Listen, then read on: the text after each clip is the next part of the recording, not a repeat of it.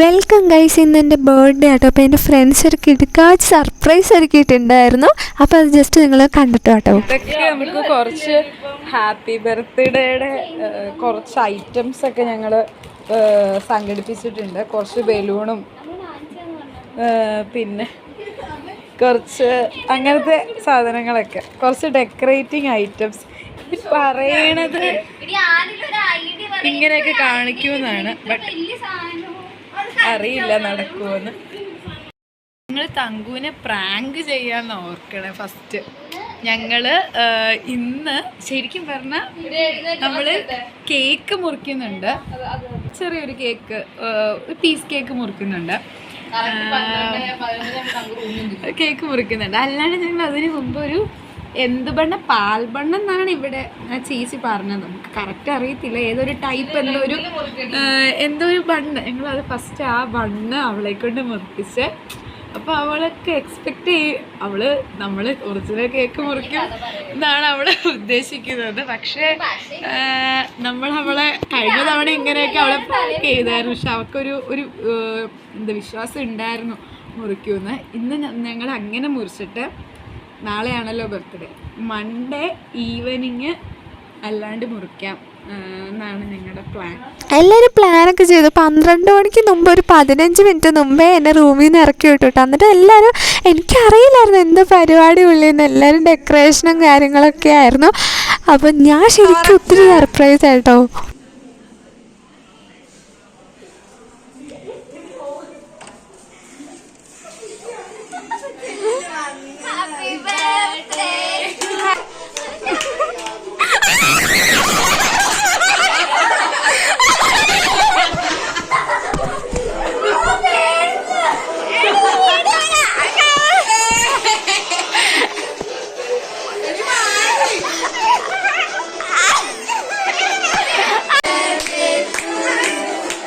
Happy birthday to you, dear Taggu. Happy birthday to you. Happy birthday to you. Happy birthday to you. Happy birthday. എടി അബി നിന്റെ phone അത് phone. എടി ഇത് കാണിക്കണേ. എടി ആ ഫോൺ എടുത്തടി.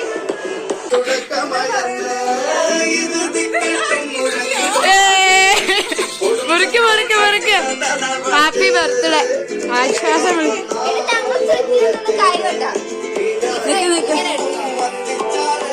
നമുക്ക് ഇവിടെ ഇങ്ങനെ തിരിച്ചു വെക്കാം.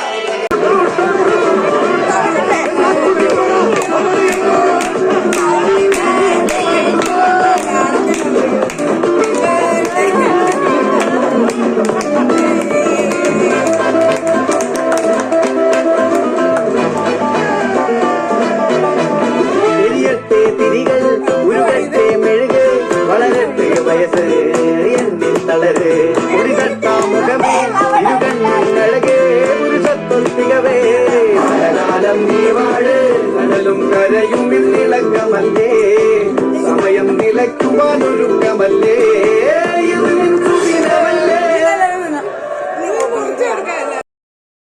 എനിക്കൊന്നല്ല കേട്ടോ, 2 കേക്ക് കട്ടിങ്സ് ഉണ്ടായിരുന്നു. കുറേ ആൾക്കാരെ മെസ്സേജ് അയച്ചും വിളിച്ചൊക്കെ വിശ്വസ് അറിയിച്ചു. ഒരുപാട് താങ്ക് യു.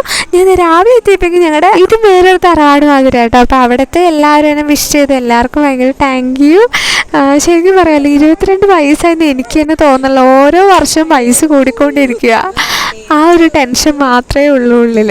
അപ്പോൾ ഇനി ഞങ്ങളൊരു 30 ദിവസം കൂടെ ഉള്ളൂ കഷ്ടിച്ച്. ഇവിടുത്തെ ലാസ്റ്റത്തെ ബർത്ത്ഡേ ആഘോഷമായിരുന്നു കേട്ടോ ഇത്. അപ്പോൾ ഇനി അടുത്ത വർഷം ഞാൻ എൻ്റെ വീട്ടിലായിരിക്കുമല്ലോ എന്ന് ഓർക്കുമ്പോൾ ഒരു സങ്കടമുണ്ട്. കാരണം ഇനി ഇവരെ ഒന്നും കാണാനും ഇവരുടെ കൂടെ ഒന്നും ബർത്ത്ഡേ ആഘോഷിക്കാനും പറ്റത്തില്ലല്ലോ.